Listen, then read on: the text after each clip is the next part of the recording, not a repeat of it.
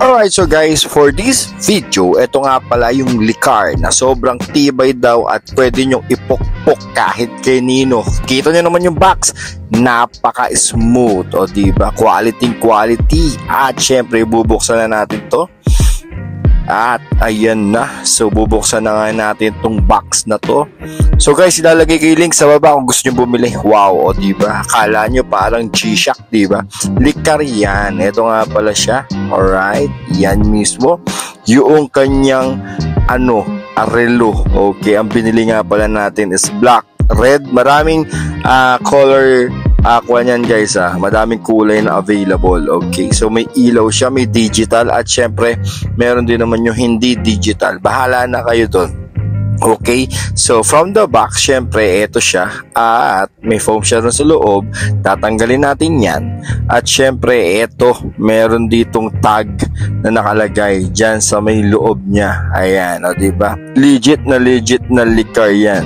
Okay, authenticity, check.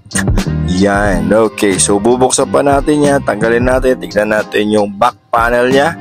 Ito yung back panel niya guys, o diba? Di tornilyo nga pala yan. Alright, water resistant.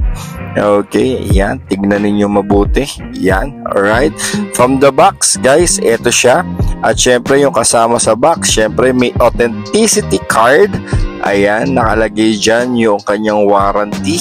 Alright, syempre lagyan din natin ng date, tapos yung reference number, tapos yung signature. Ayan siya, Licar, yan, unique design.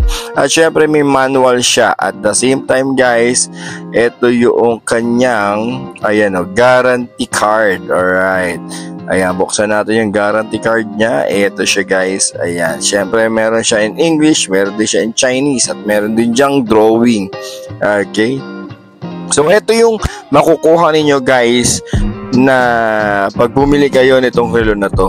Okay, yan yung mga kasama ng box. May relo, may guarantee card, at ito siya aganda guys kapag suot-suot mo na. O diba, parang G-Shock, legit. Alright, so yun lang guys, ilalagay ko yung link dyan sa baba. Okay, para alam nyo kung saan mabibili tong napakagandang relo na to. Yun lang, bye bye.